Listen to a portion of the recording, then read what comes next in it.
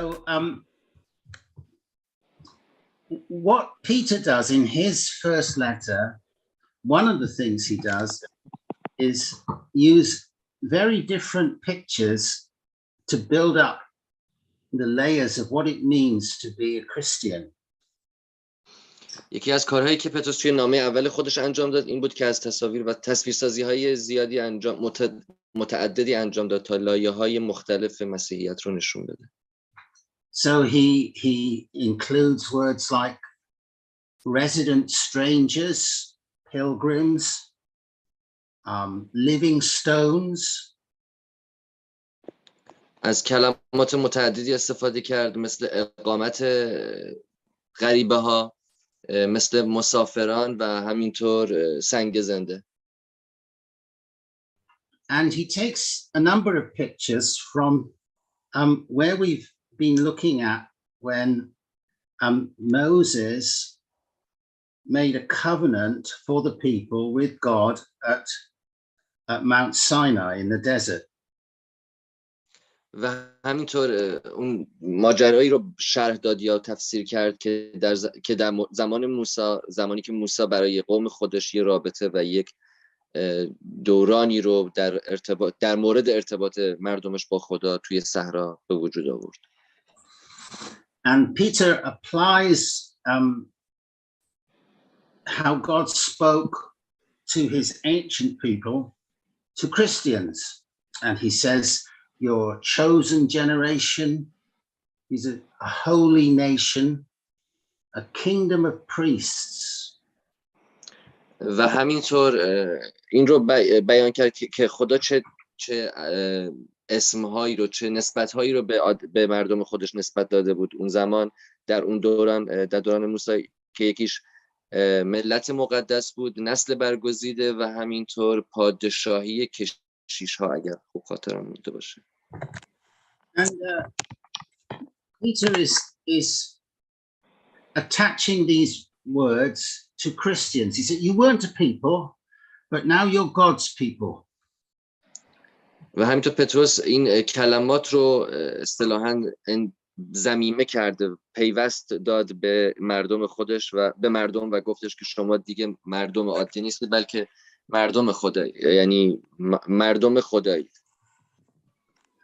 Tom talked with us last week about a really important picture, which is you're a kingdom of priests.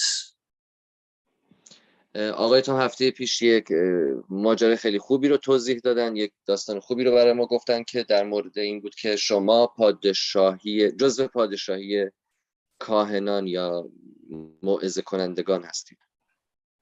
And we heard last week this was very, very important, and this truth caused revolution throughout the whole of Europe 600 years ago, when Martin Luther said every Christian believer is a priest. We don't need any more priests. و همه این اتفاقات باعث یک تحول و انقلاب شد در کل اروپا حدود 600 سال قبل، جایی که زمانی که مارتین لوتر گفتش که هر ایماندار مسیحی خودش یک کشیش، یک موعظه کننده است و ما نیاز به موعظه کننده های دیگه نداریم. So I'm just going to talk today about what Peter said there. He said two things. He said he didn't just say every Christian is a priest. He said every Christian is part of a kingdom of priests. امروز میخوایم دو تا جمله رو که پتروس گفته بود با هم دیگه بخونیم در موردش.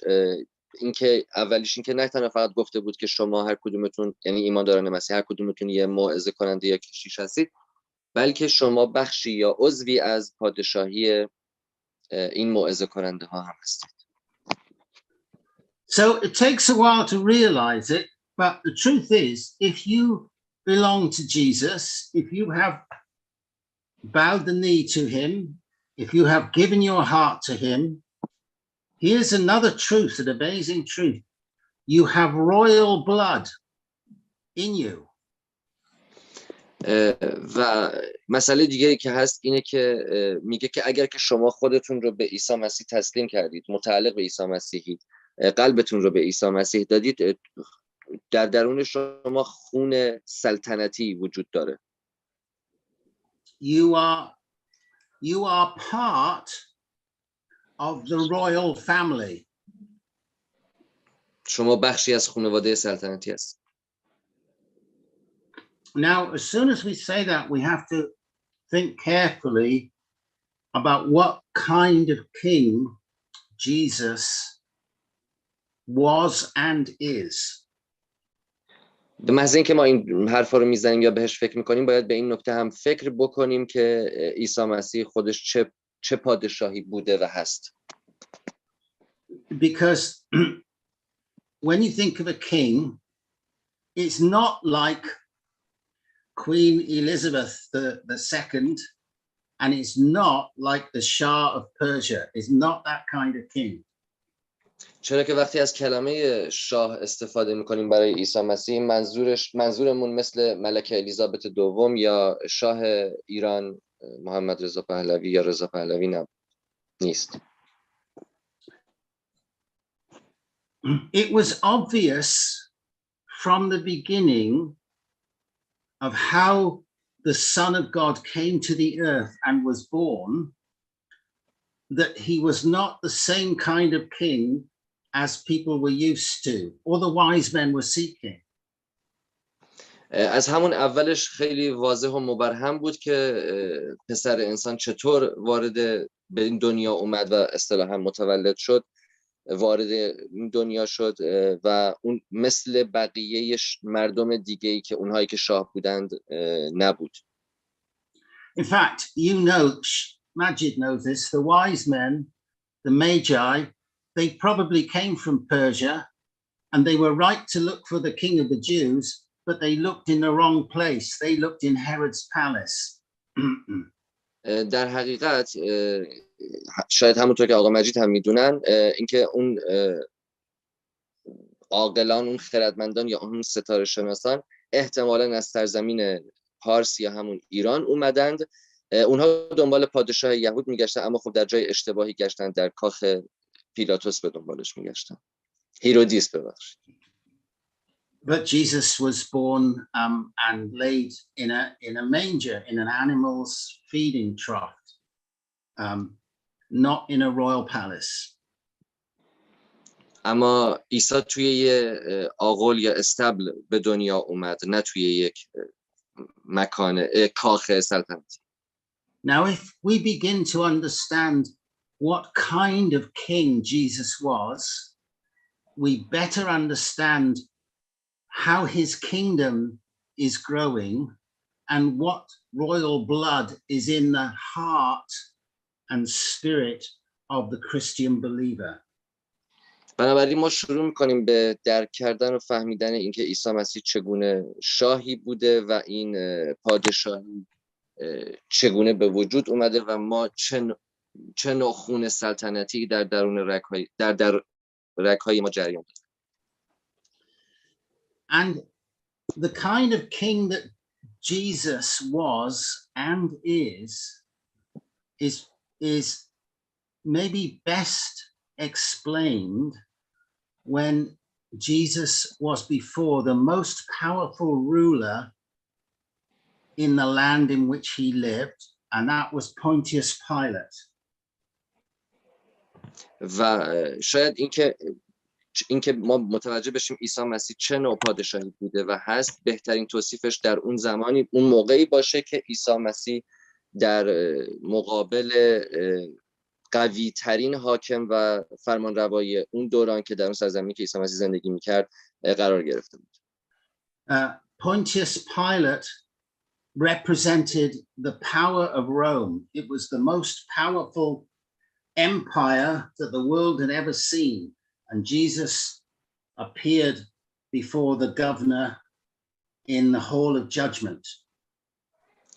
اسم پادشاه روم در اون زمان که قوی ترین پادشاهی تاریخ بود در کل دنیا، اسمش رو گفتم من به فارسی بلد نیستم اسمشون رو، این زمانی بود که عیسی مسیح اونجا در مقابل این فرمانروا و حاکم قرار گرفته بود.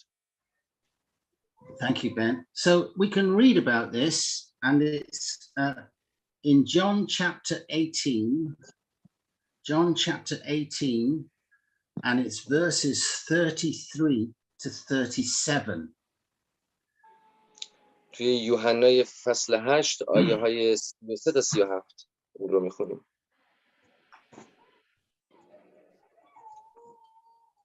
Okay, this is Jesus in the judgment hall. It would be nice if somebody was to read the Farsi to us.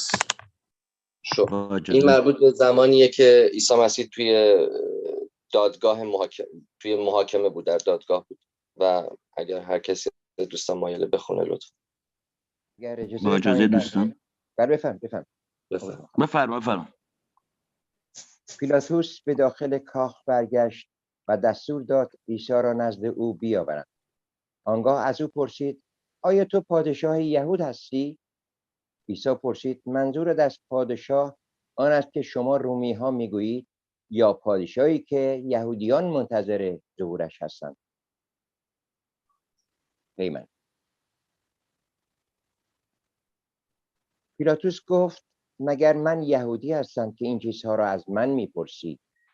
قوم خودت و کاهنانش تو را اینجا آوردند، چه کرده ای؟ عیسی فرمود: من یک پادشاه دنیوی نیستم. اگر بودم پیروانم می جنگیدند تا در جنگ سران قوم یهود گرفتار نشوم. پادشاهی من مطلق به این دنیا نیست. پیلاتوس پرسید: به هر حال منظورت این است که تو پادشاهی؟ عیسی فرمود: بله، برای همین منظور متولد شدم و آمدم تا حقیقت را به دنیا بیاورم و تمام کسانی که حقیقت را دوست دارند از من پیروی کنند. آمین. Thank you, Majid. Thank you, Majid. So this is quite a scene. This is Jesus on trial for his life. And Pilate asks a question, and Jesus asks him a question back. این مال زمانی که عیسی مسیح در دادگاه مورد محاکمه داشت قرار می گرفت و اصطلاحاً اون شخصی که اونجا بود ازش یه سوالاتی میپرسید و عیسی هم در مقابل به تقابل ازش سوال میپرسید. And Pilate is wondering, why have they brought you here? What have you done? And are you really a king? And Jesus says something very important. He says, my kingdom is not of this world. از عیسی مسیح سوال شد که تو اصلا چیکار کردی؟ آیا واقعا شاهی؟ و عیسی یک جواب خیلی خردمندانه یا تیزبینانه داد، اون هم این که پادشاهی من مربوط به این دنیا نیست. What he's saying is that if his kingdom was of this world, nobody would fight harder than Christians. But it's not. It's not. So our fight is not of this world. اگر که پادشاهی عیسی مربوط به این دنیا می بود، هیچ کسی به اندازه مسیحیان، به اون اندازه که مسیحیان سخت می جنگن، هیچ کسی نمی جنگید. اما پادشاهی عیسی مسیح مربوط به این دنیا نیست. See, throughout history, until quite recently, the most important job of a king was to lead his troops in battle. But Jesus said, my servants, they're not going to fight for things of this world, but they are going to fight for my kingdom. از زمانهای بسیار دور تا همین الانش هم یکی از مهمترین کارهایی که یک پادشاه میکنه اینه که ارتشش رو یا گردانش رو در طول جنگ رهبری و هدایت میکنه. اما عیسی مسیح گفتش که خدمتکاران من به این شکل نمی جنگند به صورت فیزیکی و رو در رو، اما برای پادشاهی من خواهند جنگید. So this scene of Jesus and Pilate, it continues, and we're going to read another part, and we're going to read from John chapter 19 a little bit later, John chapter 19 verses 1 to 5, and this is still Pilate and Jesus in conversation. و این سوال و جواب بین عیسی مسیح و اون پادشاه یا اون بازپرسی که سوال ازش میپرسی همچنان ادامه داشت و ما در ادامه در یوحنا 19 آیه‌اشو یادم رفت ادامهش رو خواهیم خوند، اما این مشاجره و صحبت بین اون دو نفر همچنان ادامه داره.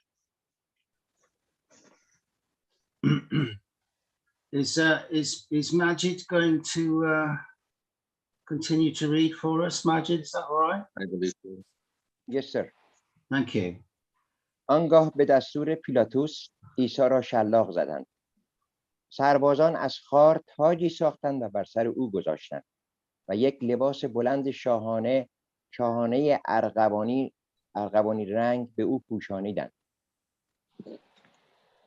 و او را مسخره کرده و میگفتند زنده باد پادشاه یهود و به او سیلی میزدند. More please. Yeah. پیلاتوس باز بیرون رفت و به یهودیان گفت اینک او را نزد شما می آورم، ولی بدانید که او بی تقصیر است. آنگاه عیسی با تاج خار و لباس بلند ارغوانی بیرون آمد. پیلاتوس به مردم گفت ببینید این همون شخص است. Now you're left wondering who was really master of this situation. Jesus asked, imagine if you or I were on trial before Pilate,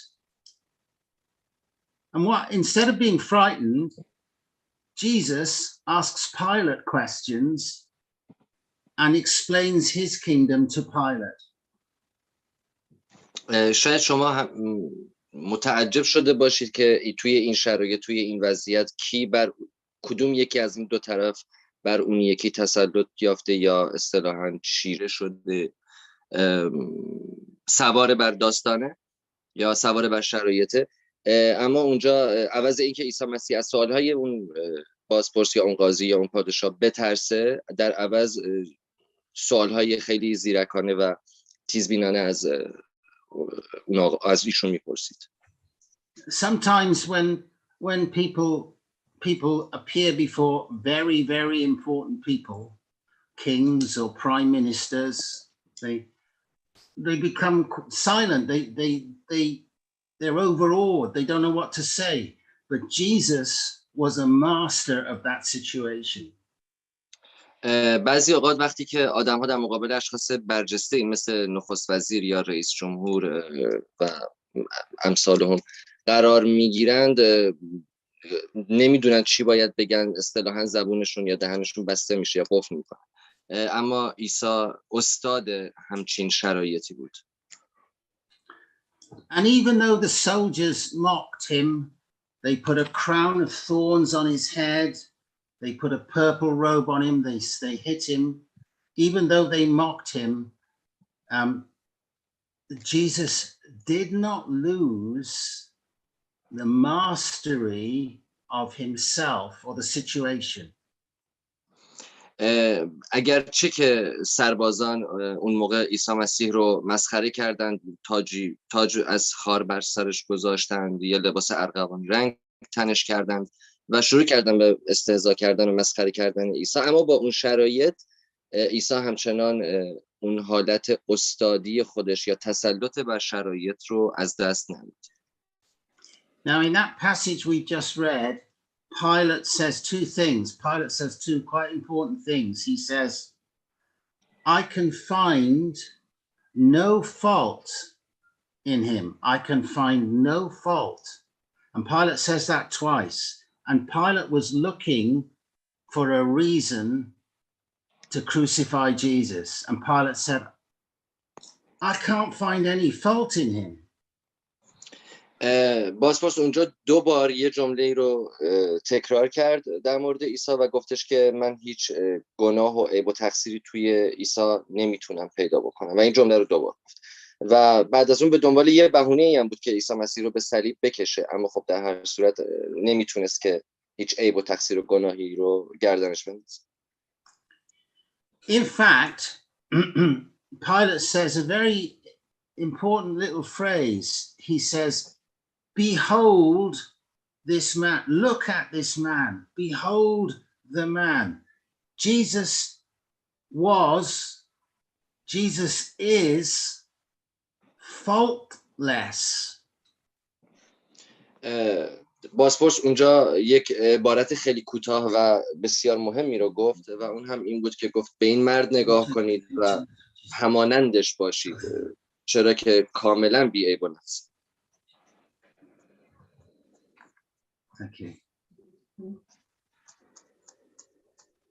Now, this is mastery. Jesus was not scared. He was not angry.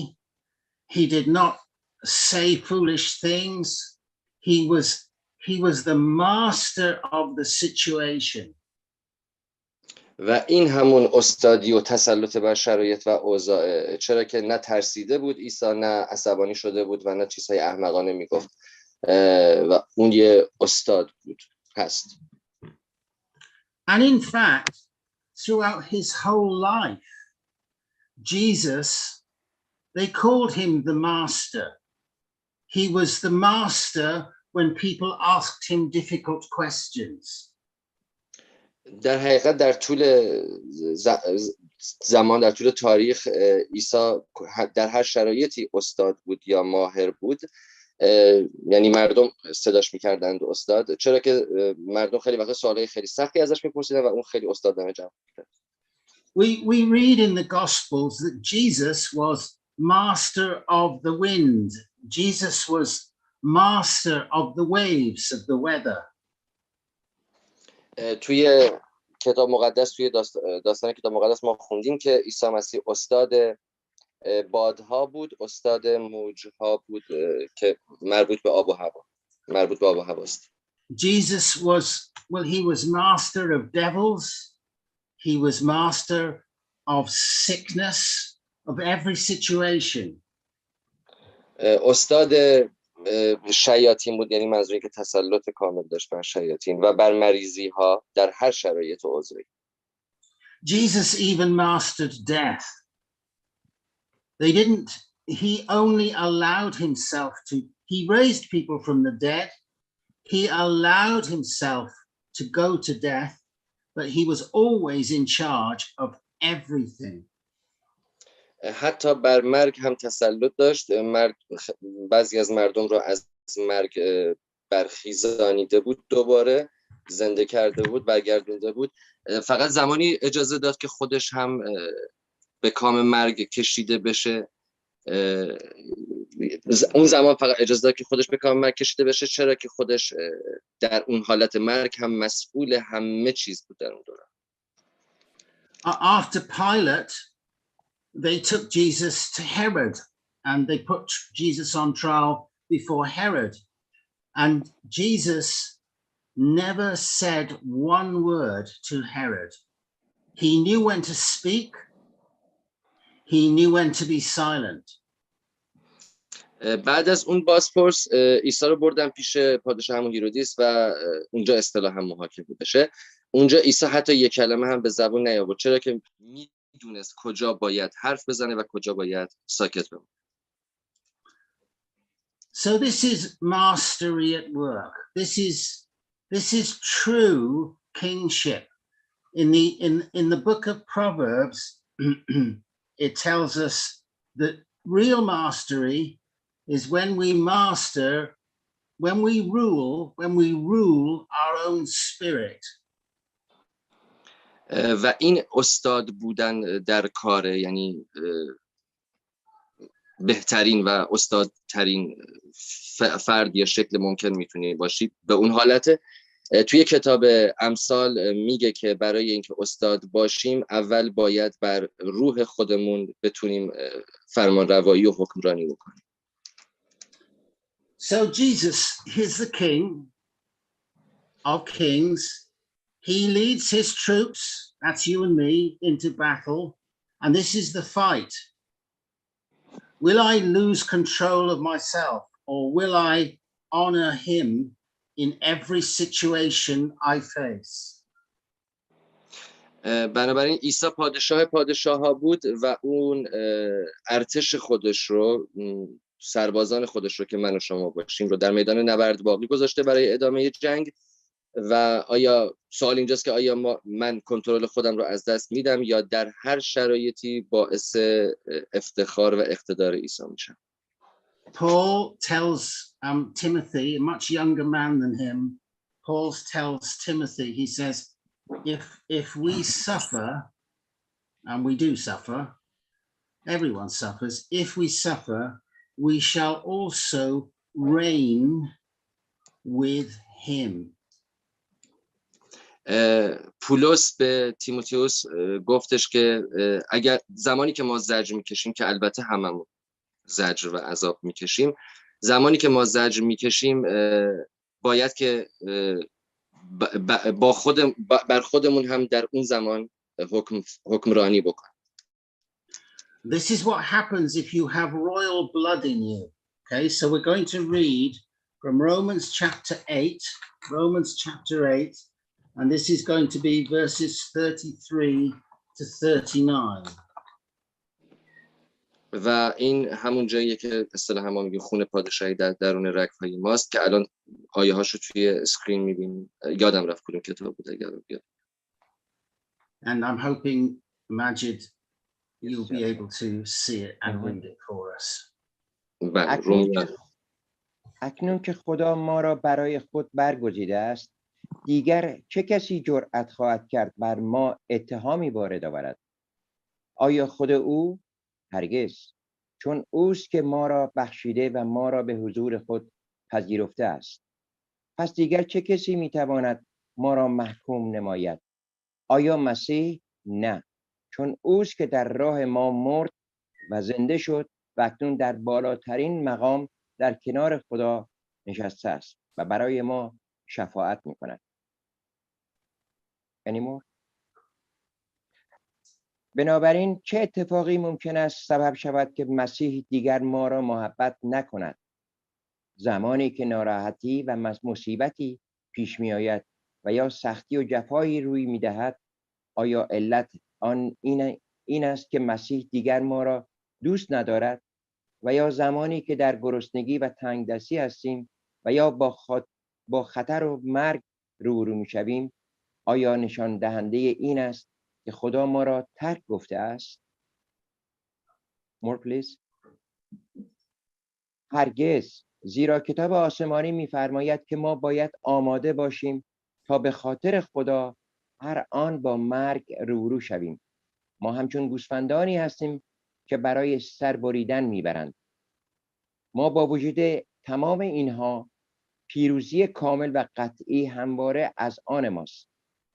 چگونه؟ به یاری عیسی مسیح که آنقدر ما را محبت کرد که جانش را فدای ما ساخت.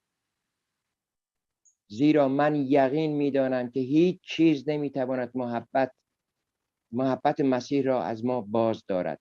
نه مرگ، نه زندگی، نه فرشتگان و نه قدرت‌های جهنم. هیچ قدرت چنین کاری را ندارند. حوادث امروز و نگرانی‌های فردا نیز قادر نیستند خللی در این محبت وارد کنند. در اوج آسمان و در عمق اقیانوس‌ها هیچ موجودی نمی‌تواند ما را از محبت خدا که در مرگ فداکارانه خداوند ما عیسی مسیح آشکار شده محروم سازد. آمین. Thank you, Majid. Thank you, Majid. So there we see it. Jesus is praying for us. He has led us, and this is the battle. Will my heart be separated from the love of Christ by trouble, by difficulty, by persecution, by problems? Will I lose the love of God in my heart and life? And Paul says, no, we are more than conquerors, more than conquerors. The harder life gets, the closer I get to Jesus. دوستان خیلی تعدادش زیاد بود، تا جایی که یادم باشه رو خدمتتون میگم. اینجاست که عیسی مسیح ما رو هدایت و رهبری میکنه توی این جنگ و سوال اینجاست که آیا قلب من از عیسی مسیح جدا میشه یا فاصله میگیره؟ که پولس در جواب میگه نه، چرا که ما تحت فرمانروایی یعنی عیسی مسیح داره ما رو هدایت و رهبری و فرمانروایی میکنه. And this is how we become more ready to meet him. Jesus has made promises to the Christian in all his struggles or her problems. Be an overcomer, prove your royalty. You have dignity. You are related to the King of Kings. Prove it in every situation you face. ما چیکار بکنیم که برای ملاقات با عیسی مسیح بیشتر آماده باشیم؟ باید خودمون رو ثابت بکنیم، شرفمون رو ثابت بکنیم، اقتدارمون رو ثابت بکنیم و فرمان برداری اصطلاحاً مطیع بودنمون رو ثابت بکنیم و با این کارها ما میتونیم برای یعنی برای دیدار با عیسی مسیح بیشتر آماده باشیم. There are all sorts of promises for the Christian, that when we overcome and when we prove to be the masters in our situations, and we're not cast down, we're not discouraged, we believe in Jesus. And he says, to him that overcomes, well, he makes all sorts of promises. I will sit down with him. I will feast with him. I will share my throne with him. I'll make him a pillar. All promises to those who prove we are part of his kingdom. We are a royal priesthood.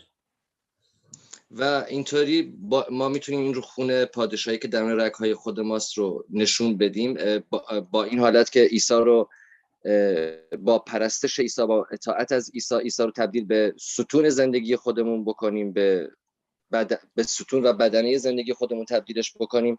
همینطور اینکه با ارتباط برقرار کردن مدام و همیشگی ما، یعنی به طور ثابت، این ارتباط بین خودمون و عیسی مسیح رو هرچه بیشتر از پیش تقویت بکنیم.